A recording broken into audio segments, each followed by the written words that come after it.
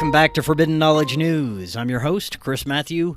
Today my guest is Norio Hayakawa. First, a couple of announcements.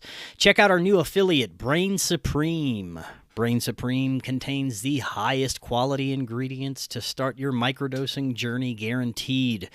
Learn more, check out their website, brainsupreme.co.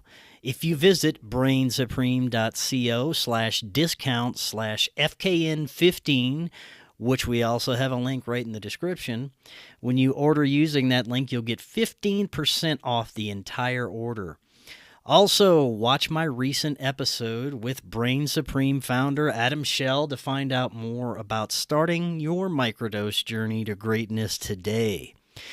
Also, check out the Forbidden documentary, Occult Louisiana. That's available on Tubi and multiple streaming platforms. That's a great way to help support Forbidden Knowledge News. And you can get a Rokfin premium membership at rokfin.com/FKN+. We are also booking guests for October. If you have suggestions or you'd like to be a guest, email me, forbiddenknowledgenews@gmail.com. Today, I want to welcome Norio Hayakawa. He has been involved in UFO research since 1961. He was the director of Civilian Intelligence Network, a loosely knit citizens oversight committee on government accountability, and he has appeared as a guest on Coast to Coast several times and is most known for his ufology investigations in and around New Mexico and the American Southwest. Norio, welcome. How you doing? Excellent, Chris. Thank you so much for having me on your program this morning. Thank you so much for coming on. I really enjoy your work. You've been involved in UFO research since around 1961, and we're going to be discussing what has now become, unfortunately, a divisive topic in the paranormal and UFO communities, and that's the nature of the UFO and extraterrestrial phenomena. I remain open-minded about the nature of this. I always say the more I learn, the less I really know about it, whether it's non-human in origin, military, both, or maybe even something that we haven't even considered yet. I remain open to it, and you've been researching this for a very long time, so we look forward to getting your insights and sharing your research with the audience. But this is your first time on. Before we get too far, tell the audience a little bit about yourself and what got you involved with this work. Well, Chris, I have been interested in this strange phenomenon called the UFO phenomenon since I was just a kid, a grade school kid back in Japan in the early 1950s. My father used to tell me at the dinner table quite often how he had witnessed one summer evening in 1947, he says, while he was night fishing in the Bay of Yokohama around 2 o'clock in the morning, suddenly he saw a strange greenish ball of fire slowly maneuvering over the bay.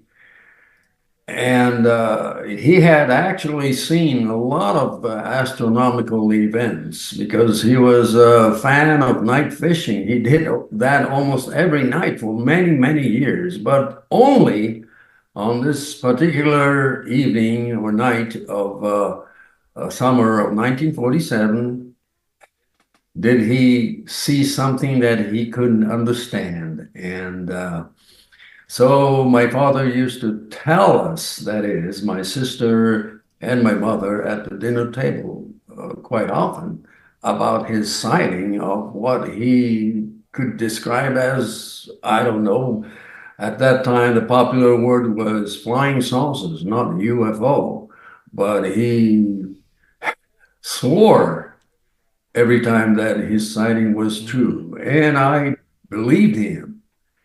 And so, later on, when I got into high school in the early 1960s, in fact, 1961, I was a freshman in high school in Yokohama, Japan, and I started to really dig deeper into the subject matter of what this phenomenon was. So I started joining various UFO organizations, research groups in Japan, and this was, like in 1961. And ever since that time, I have continued even up today. This long years of study of this strange phenomenon called the UFO phenomenon, and to really honestly, to tell you the truth, I have, I still don't know what this whole phenomenon is, at least physically. So, well, that's my position. And presently, I live in the amazing state of New Mexico, USA, which is one of the largest states in America, and it's a humongous state. And I live in the city of Albuquerque, which is very, very important when it comes to the history of ufology is concerned. Albuquerque, New Mexico is the location where the very important Kirtland Air Force Base exists. And Albuquerque is the home of the largest defense contractor in the United States, the Sandia National Laboratories. And then, of course, Albuquerque's Kirtland Air Force Base is the headquarters of Air Force Research Center. And so here I am in this amazing state of New Mexico, a resident since 1965. And I can tell you, Chris, that there is definitely something to this phenomenon, but yet I'm a realist and I just don't easily come to any kind of conclusive, dogmatic conclusion about anything. All I do is just collect information, talk to lots of people on this topic, and do serious research on this subject matter, which I do every day. And so that's who I am, Chris. That's a great introduction. Now let's dissect what we do know about the phenomena and maybe put out some ideas. First of all, many of the UFO researchers that I have interviewed over the years shifted perspectives that maybe this phenomena isn't coming from outer space, isn't coming from other planets, but may surround us at all time, have a interdimensional nature, life form or ecosystems of life that may exist just beyond our perception at all time, that interacts with us in different ways. A lot of people are looking at Jacques Vallée's outlooks of this and theories, putting different conclusions to and possibilities to what we are actually interacting with, whether it is a physical phenomenon, whether it can become a physical phenomena. And I think we should start there. What do you think about that? Excellent topic, Chris, because Jacques Vallée has affected me very much because in the late 1960s and the 1970s, early 1970s, I was a proponent of the so-called physical extraterrestrial origin of this phenomenon. I was a tremendous supporter of the ETH theory, extraterrestrial hypothesis theory of the origin of UFO phenomenon. But in the 1970s, the late 1970s, authors such as Jacques Vallée, that you mentioned, and authors such as John A. Keel, yes, they started a different approach to understanding this phenomenon, and they departed from the physical ETH position to what's known today as the extra-dimensional phenomenon associated with this topic. And so the tendency today is that, yes, there's more to this phenomenon, and maybe, and perhaps, this may not be just a physical phenomenon. And I stand with that interpretation.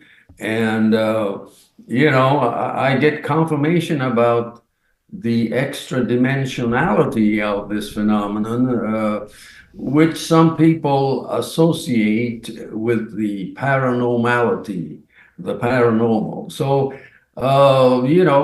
for a long time, I was skeptical of the use of the word paranormal because it, conjures up all kinds of weird stuff that cannot be proven physically.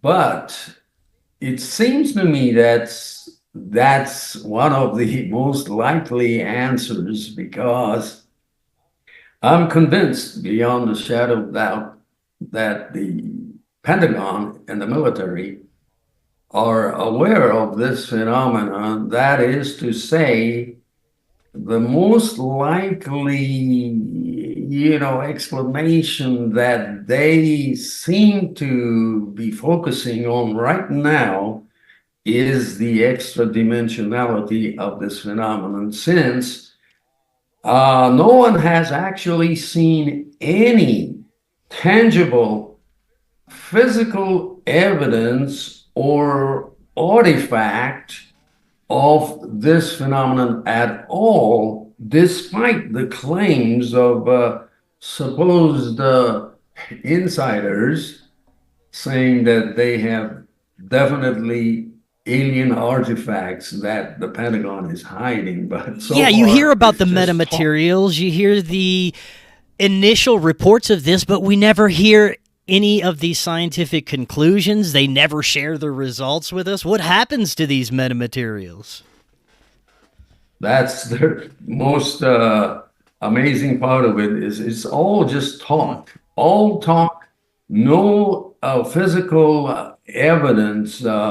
And we're not just talking about physical traces. Now, physical traces are not the same as physical evidence. What I'm talking about is, for example, finding a burnt brush in the desert, or indentation marks. Those may be physical traces of part of this phenomenon, but those do not constitute a physical evidence, because what constitute physical evidence is must be obtained through, for example, DNA analysis of an entity, or anything like that. But so far, there's none, absolutely none. And there are people who claim to have the answers. And one example is persons like Luis Elizondo, who just recently wrote a book called Imminent, which is a ridiculous title because, as far as I'm concerned, the word imminent has been used for many, many years, and we still haven't seen Yeah. nothing. Nothing. And it's all talk, and it's just a promotion of the, this kind of notion that the Pentagon is hiding something and all that. But, it doesn't add up. And so that's my position. So I don't take much stock in authors who claim that they are certain that physical evidence are being kept hidden. Actually, I believe it's just a BS. Absolutely. The only proof will be physical evidence or physical artifact, and we still haven't anything like that. And the only connections that we can make between what we're seeing in the sky that we can identify and people's quote unquote contact experiences are the personal experiences, are the personal encounters. We can't connect the two any other way besides if a person tells us that they see a light in the sky and then they're on a craft and then they have this experience, which I definitely believe that people's personal encounters and experiences are one of the most important piece of evidence that we can look at, because we're not going to get any answers from our government or mainstream media, as we've found out over the years. So What are your thoughts on the contact slash abduction phenomena and what people are reporting coming out of these situations? We have very different experiences at times. Some people are having terrifying experiences with different types of beings. Many people are having very loving experiences, being told profound information, being healed in different ways. And again, there's no way to really connect it to the lights in the sky that we're seeing, but there are many experiencers that claim that they know that it's connected in some way. And I'd love to get your thoughts on that. Well, Chris, I'm a definite believer in the existence of non-physical phenomenon, which I call, well, paraphysical, because this phenomenon most likely is not physical, but it's non-physical, paranormal, extra-dimensional intrusion into our physical dimension by some kind of intelligence that is pre-selecting certain individuals to experience this kind of thing. So I cannot deny or I cannot debunk anyone that claims that they were abducted by some entities and taken into a craft, because that reality could be real to that experiencer. And who are we to, debunk those claims? So my take on this is that, yes, personal contact, I think, is more important than just nuts and bolts attempt to get into this phenomenon. And, personal contacts, yes, I have interviewed many folks who claim to have been abducted. And my conclusion is that it's their reality. And we still don't know for sure what reality really is, because everybody has their own worldview, or reality in their own terms. And I can't get into another person's reality because that reality is inside the another person. So, but yet, this is real as far as I'm concerned. This is real. And, living in a state like New Mexico, USA, where there are a large presence of Native American population and culture, whose belief range from ancient religious kind of beliefs and so on. But one big example of New Mexico is that there are Native American communities here that have deep, rich religious tradition and beliefs. And especially in northern New Mexico, there are folks that actually experience and report, even to this day, occasional encounters with strange entities that they describe as like Skinwalker or even Bigfoot. But who are we to debunk these personal reports? Because, as I said, we still don't know what reality is. It may not all be physical, but this phenomenon seems to come out of nothing and suddenly materialize itself into our physical dimensions, yet only temporarily. And this is very important, only temporarily, because from all my research in the past many years, I came to this conclusion that this phenomenon cannot exist in this our physical dimension for more than a few seconds or a few minutes at a time. So this is one of the characteristics of this phenomenon. And the other characteristics from my research is that not everyone seemed to be able to experience this kind of encounter. And so my conclusion is that for some strange reason or other, this phenomenon seems to pre-select in advance who will experience this phenomena for some strange reason. Uh, so I'm talking about not only one person, but a group of observers can be pre-selected in advance by this phenomenon or by these entities for some reason that we don't understand yet. And so I cannot debunk these claims because I know for experience. I have been to these locations in places like New Mexico, in the Native American reservation, and I've experienced, uh,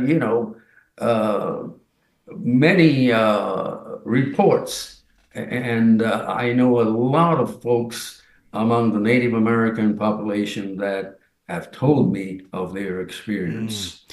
Over the years, I have made a list of similarities between people's contact experiences or even the negative abduction experiences. And at the top of the list, there's always having paranormal experiences from a young age. Usually there's even military background or their family was involved with military.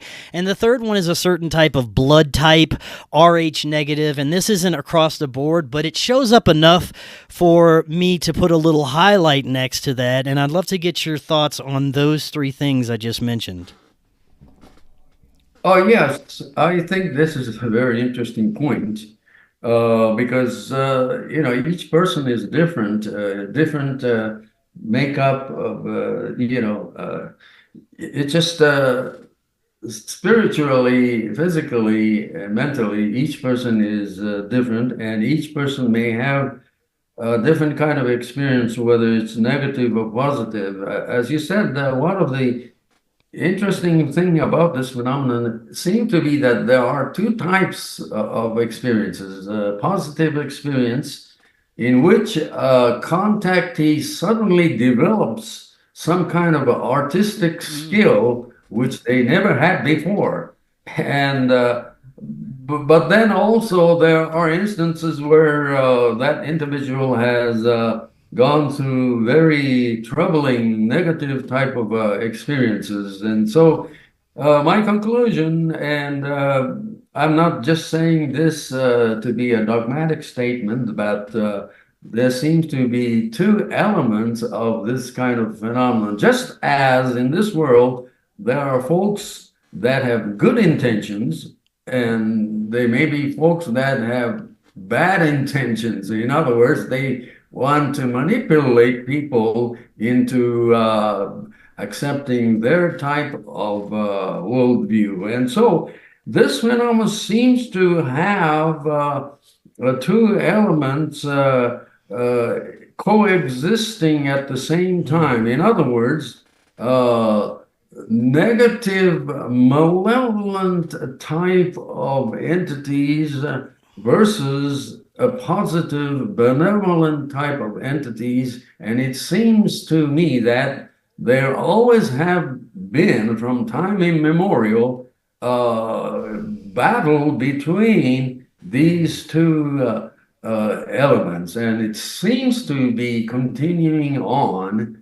And I think this is the fact of everything right now, until we know in the far future, maybe, when these entities possibly could manifest themselves openly or disclose themselves openly. We have to just, stay on the ground with 2 feet and analyze what's happening. And that's the only way for right now, at least. There's some that consider, just as you were saying, there's a duality to this force, but to take it a step further, the possibility that it is one overarching intelligence that interacts with folks in different ways that may, in a sense, play both sides of good versus evil, but it may be just this intelligence that can control our perception in different ways. What do you think about that possibility?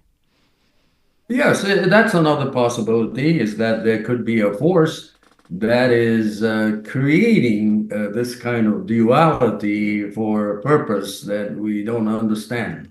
But going back to, for example, secrecy.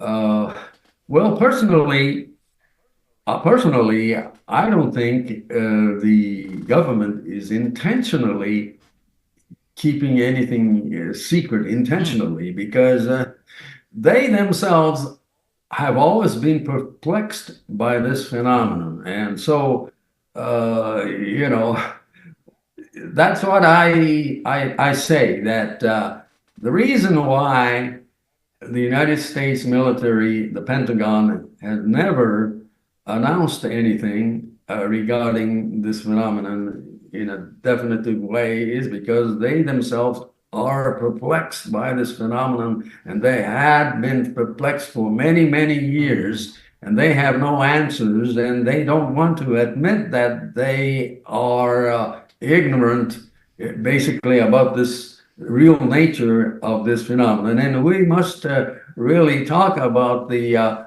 true nature or the real nature of this phenomenon. And so, in my opinion, in the United States presently, in the military, there are people in top echelons of the military who have different kind of religious viewpoint, and this is one of the obstacles that is preventing the Pentagon to come up with any kind of announcement or any kind of conclusion, because of the presence of military folks. They may not be, the majority, but there's a large number of military officials in the United States that have a particular religious viewpoint, and they are influenced by that kind of religious belief. And this is one of the things that is preventing the Pentagon from coming up with any kind of statements. So there,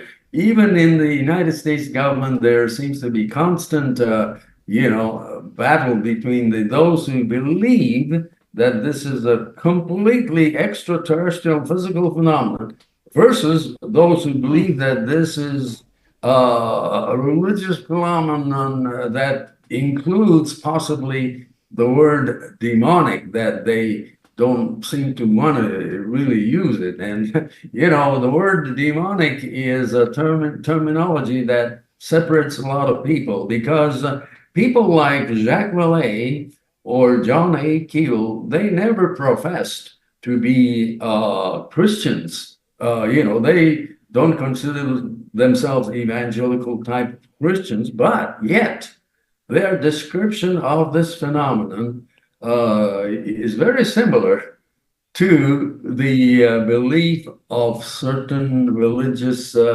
folks that convinced that this phenomenon is demonic. But the word, we are always confused, and we just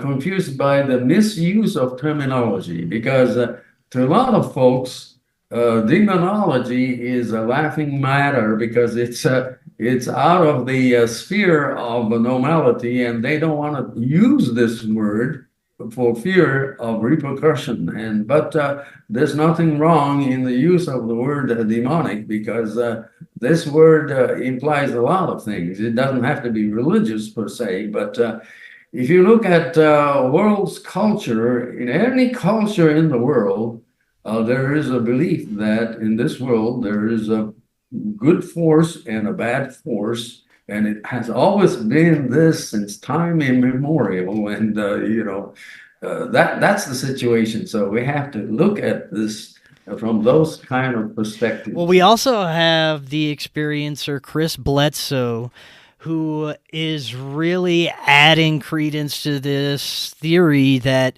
it is a theological phenomena, that it involves demonic and angelic forces. But Chris is really on the positive side of things, and he's had very positive experiences.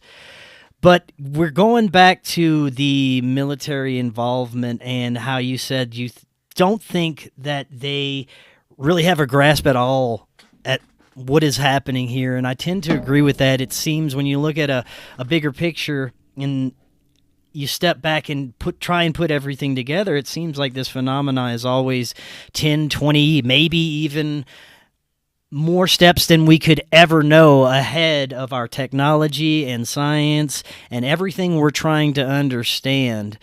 But we're in a technological age now, and we have simulation theory. We're comparing everything to our understanding of where we're at technologically. And this bleeds into the UFO realms. It seems like they can completely encompass our consciousness and change what we're seeing and experiencing anytime they want to. Well, we're living in this world where it's getting more difficult each day to uh, distinguish between what is real and what is fake. And, because of the innovative technologies that you mentioned, such as the AI, and so it's very easy to manipulate people into any direction these days. And, politicians even manipulate this kind of stuff to their benefit or to their advantage. So we're living in this age right now where we have to be very, discerning of what's based on real and what's based on, deceptions. And so we're talking about the age of misinformation, disinformation, and then information. So, unfortunately, most people in the world are deceived by the constant bombardment of non-factual things that inhabit this present day internet system. And many people are being brainwashed. Actually, I don't mind using the word brainwashed, because I can say that many folks have been brainwashed. And once you are brainwashed, it's very difficult to get back into reality, or it's very hard to deprogram a person from that brainwashed systems. And so, just look at this wide world of internet, and could be one of the deadliest things. We have to live with it, because there are some good things about the internet system and everything, but this can be a double-edged sword that divides a lot of people, and that's exactly what's happening in this even in this research. I want to go back to people's personal encounters with this, whether they're positive or negative, starting with there are many that report with this phenomenon that there is military involvement, that they will encounter non-human intelligences and they will see out of the corner of their eye someone standing guard in a military outfit, or even humans in medical garbs that are working with these non-human intelligences. And I'd love to get your thoughts on the possibilities that our darkest, deepest levels of the military is involved to a certain degree with this non-human intelligence. Well, the degree to which the military has been involved, to me, is this: that they have been trying to imitate the technology that has been reported from these kind of a phenomenon. And so the military conveniently manipulates and takes advantage of the reported, quality and the reported technology of this phenomenon. So yes, the military has always been interested in this phenomenon because they want to emulate such technologies. And in fact, in locations such as America's top secret military research, development, and testing places such as Area 51 in Nevada and elsewhere, there is an ongoing program that is trying to emulate technologies that seem to have been reported by by folks about this phenomenon. So, of course, more and more development of unmanned aerial platforms, the UAVs or drone systems, are being developed at a tremendous speed. In fact, every year we're coming up with newer and newer versions of drones that, in fact, many people, if they have seen this kind of a drone system, they would immediately come to the conclusion that they're looking at an extraterrestrial visitation of some sort. So that's how fast the technology has been involved, has been going on. And one of the interesting technology is the simulation technology, or the orchestration of events through technological innovations, such as the simulated staging of UFO phenomena. This is also a very interesting and important thing, because we do have technology right now to simulate an extraterrestrial event, like such a place like a lonely highway or a lonely road in the desert in the middle of the night. They could simulate some kind of an extraterrestrial UFO incidences to a certain group of observers, and they will be convinced that they were looking at an extraterrestrial event. So this is what where we are right now, the development of technologies that is becoming more difficult each day to distinguish whether this is a human originating technology or an actual extraterrestrial technology. And, this is, some people refer to this kind of technologies as, that Project Blue Beam type of a situation, but it's not just a story. The technology is here and is getting developed at a tremendous pace. And at this point in time, there's no need to create this kind of a projection in the sky, even though they may not be cloudy clouds, because many years ago, you had to have some kind of a cover in the sky, like such a presence of like clouds to project this image in the sky. But now the technology is such that you don't even have to have a background cloud to project this image of a flying saucer in the sky. That brings us to where we're at with disclosure right now, at least the mainstream side of disclosure. Many believe that it's orchestrated to a certain extent, that the government and military know more than they do.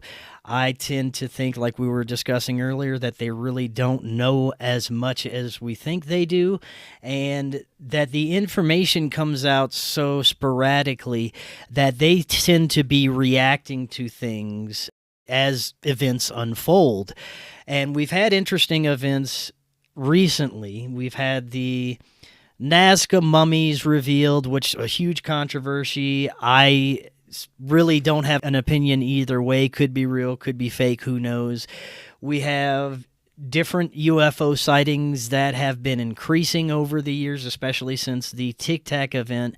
And then we'll have maybe 6 months, a year, or 2 years where nothing at all happens and we don't hear anything about UFO disclosure. But I'm sure the next shoe will be dropping soon when it comes to this. The next event will happen, whether it's orchestrated or whether it's natural.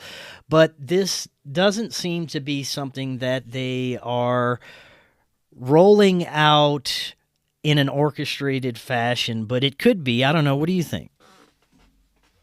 Well, I think the probability of some kind of global disclosure by the government is just Right. zero, as far as I'm concerned.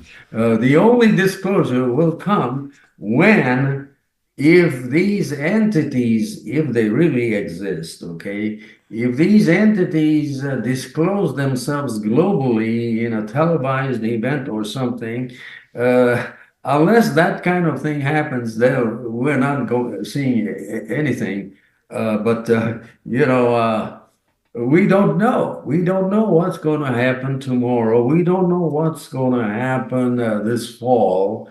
We don't know what's going to happen because we just can't foresee the future, the near future. We can't just foresee anything because that's what we are. We like to speculate on things, and the speculations are great, but you know, just speculations alone won't get us anywhere. But you know, the fact of the matter is that this phenomenon has a tremendous place in the global awareness of things. In other words, the topic of this UFO phenomenon is a very important one because this could be the key to understanding the entire existence of this universe, the mystery.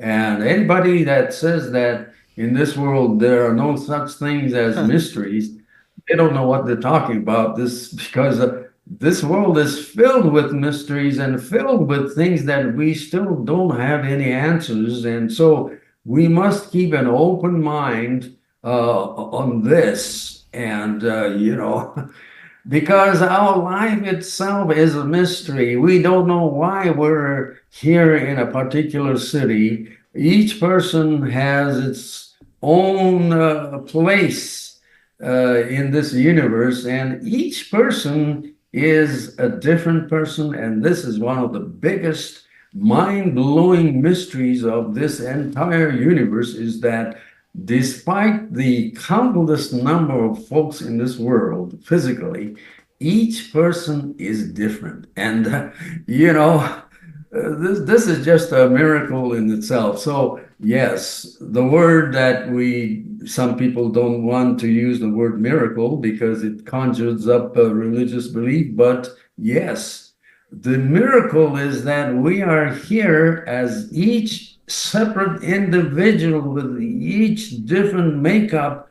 It's hard to fathom this thing by itself. So that's why this also leads up to life and death. I mean, life and death are one of the biggest mysteries of our existence. We don't know why we are born, what's the purpose.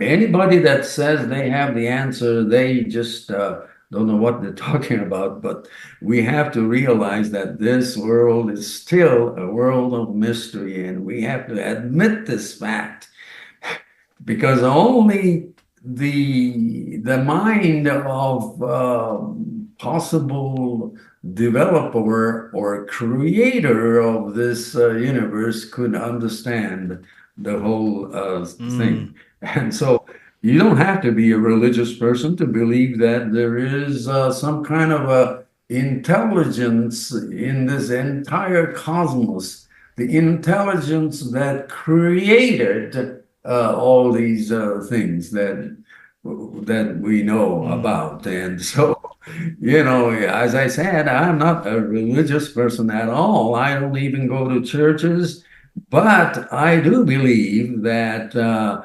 basically humans have a desire to understand the truth and understand the cosmos at the best of our abilities. And I stand even up to this day that, you know, we have to keep believing that this is not a miraculous thing, that we exist as each individual person, and maybe there's a purpose behind each person's existence that we still don't know. Well, we're looking at the nature of this human experience here. I look around at my family, my friends, people I surround myself with, and I don't have any psychopaths in my life. I don't know anyone that would treat others like our ruling class treats the rest of the world.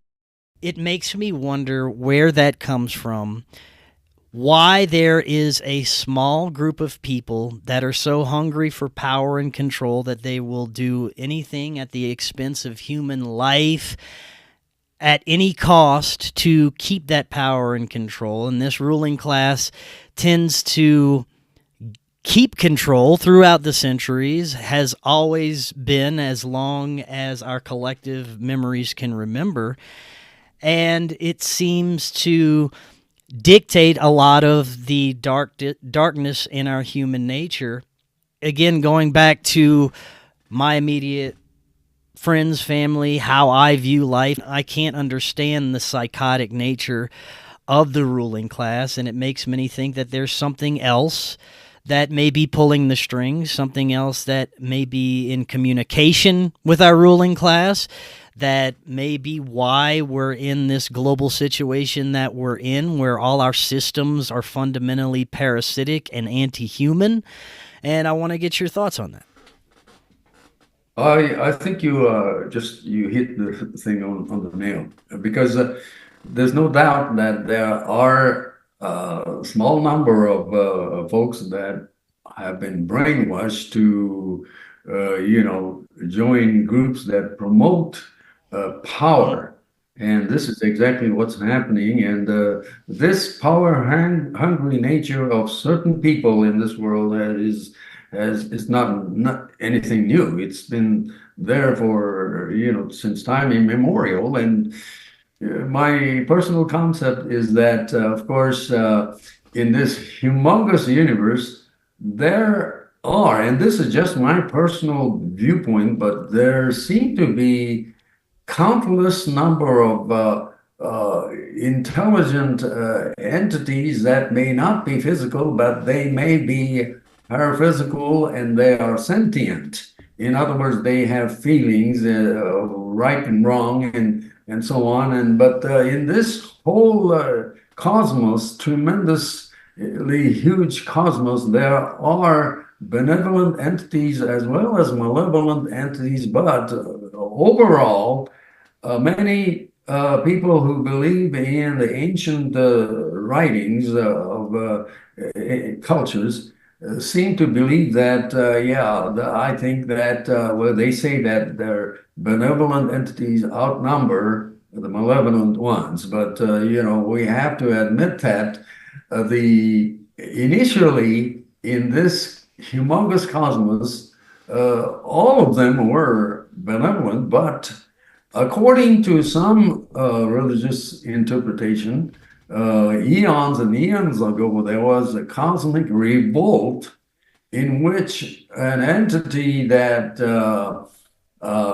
caused this revolt took a third of all the cosmic entities in this and put them on his side and caused the first conspiracy. And so I'm not definitely a conspiracy theorist, but I study conspiratorial outlook of things, and this is the thing that seems to be common in most cultures and religious beliefs. That, as I said, there's a constant battle between the good and the evil, and of course, as I just said to you, according to one interpretation, there was a cosmic revolt or a cosmic conspiracy eons ago in which this revolt happened, and it goes on even up to this day. And they are the ones that are brainwashing a certain kind of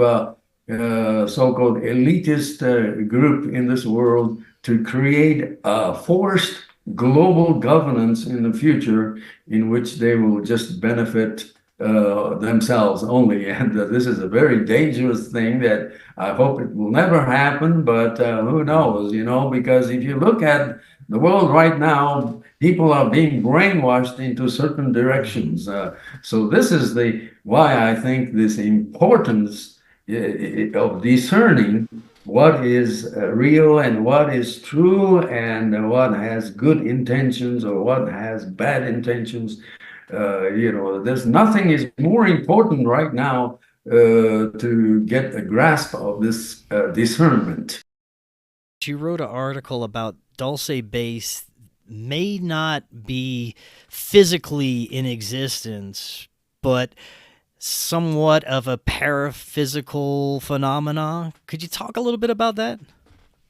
Sure. I've been involved in the investigations of this particular section of this state of New Mexico, the northern New Mexico, particularly the so-called Jicarilla Apache Reservation that is located around Dulce, New Mexico. And Dulce, New Mexico has been in existence for actually since the 1600s, because the town of Agua Dulce, which means sweet water in Spanish, the town of Agua Dulce was started by the Spanish conquerors who came to New Mexico in the 1600s, and they created this community to do ranching and so on, and they were very good in raising cows and so on, other animals.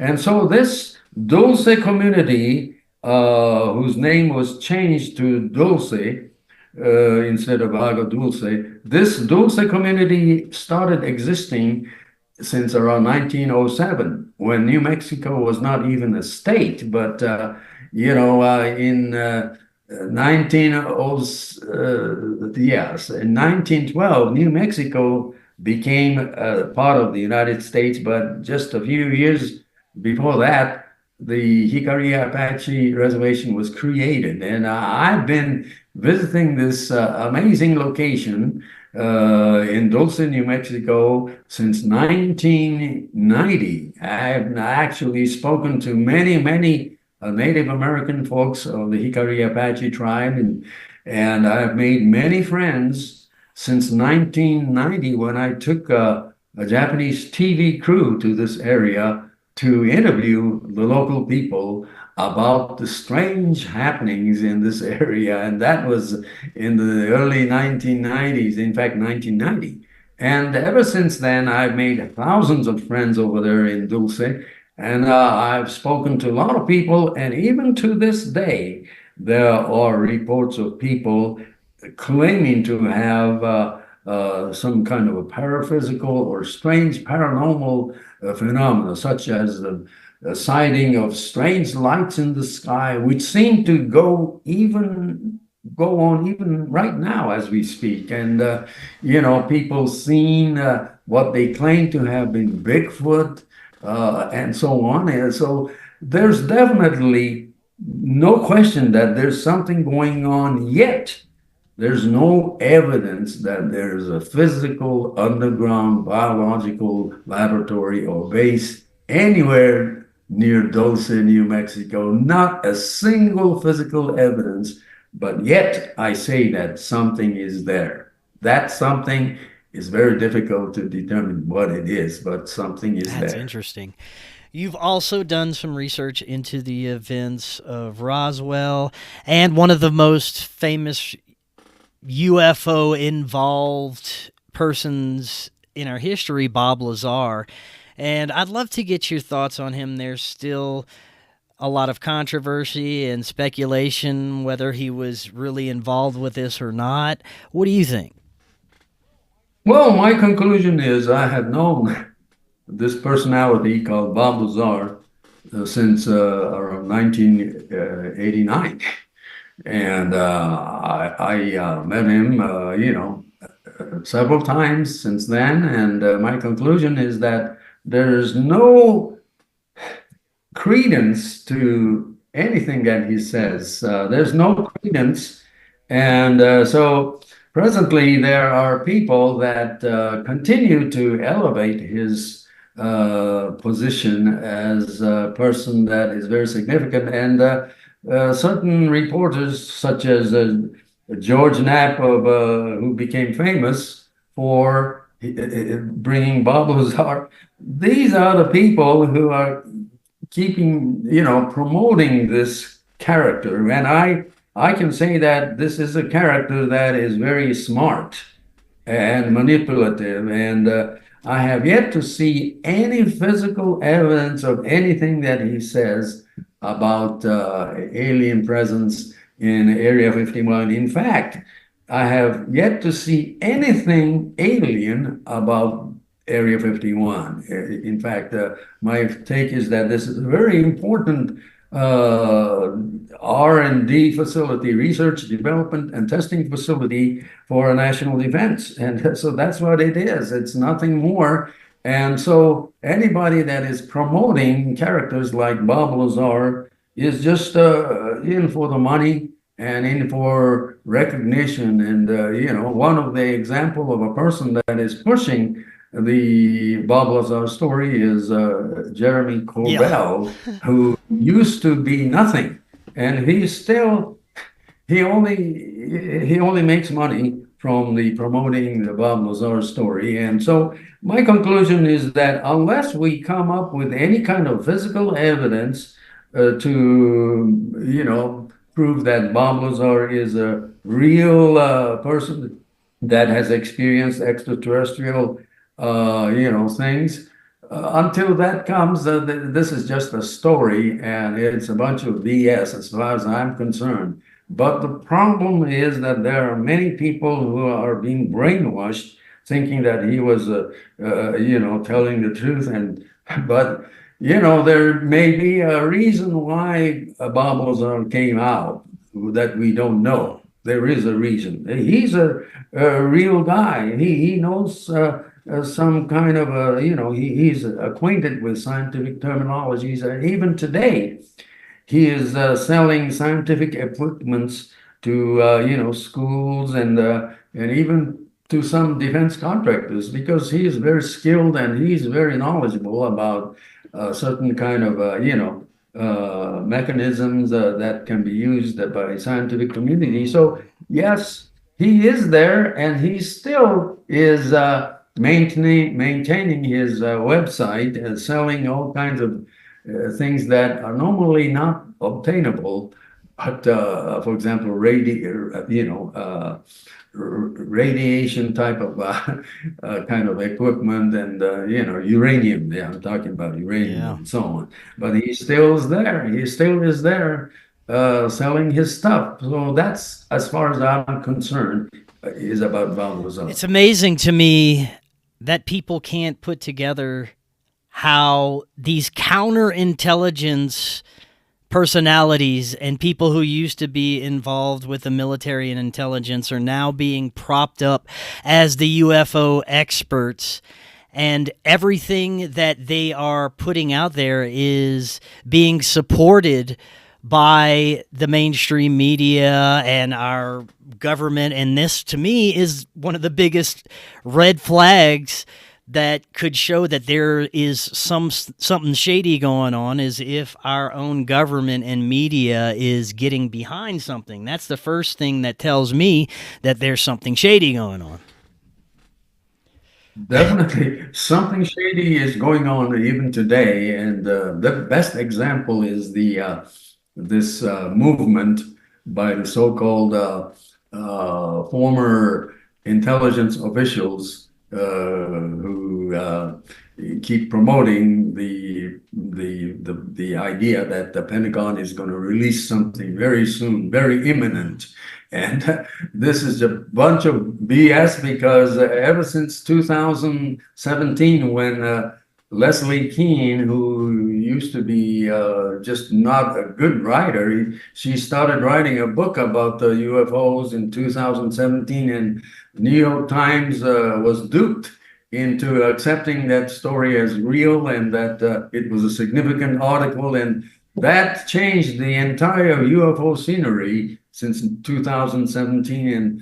And now we have all this kind of unproven information and unproven and hazy film footage of hazy looking substance, masquerading as the authentic UFO video footage taken by military pilots and so on. But basically it amounts to nothing. It amounts to nothing. And I say many times, even right now, there is yet to be found any kind of physical evidence anywhere that tells that we have been visited physically by physical extraterrestrial biological entities in any kind of physical extraterrestrial spacecraft of any kind. Not even one single evidence, even right now. And that's the bottom line.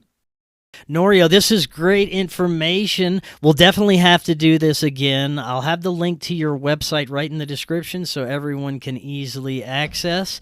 But if folks would like to find out more, tell them about anything else you have out there if they're interested in learning more about you. Sure. Thank you so much, Chris, once again for having me on your program. And I'm very, very pleased that you take a very realistic position on this phenomenon. But anybody can look me up because I am on Facebook. I have lots of information on Facebook page, Norio Hayakawa, at Facebook, and I post only these items that are important to our life, and only items that are very, very fascinating. And I don't use Facebook as a social platform. I'm not interested in social platform. I'm only interested in disseminating what I consider to be important factual things that could affect people. And so people can look up myself on Facebook, and also they can do a Google search on me, and they can usually find thousands of things about me on Google and also YouTube. I have produced many, many short YouTube things that have a lot of things to do with UFOs, the paranormal, and even some of my YouTubes about the beautiful state, the amazing, enchanting state of New Mexico. So I have produced many, many videos, short videos that people can easily look at it. Most of them are just 2 or 3 minutes long, and that's enough to, cover the basic points. But people can just look me up on YouTube or Facebook or Google. And I'm so thankful, Chris, you chose me to appear on your important program Thank today. you so much. This was very important information, and I'd love to do it again in the future. We'll keep in touch. And until next time, everyone, have an excellent evening. We'll talk again tomorrow. We'll see y'all then.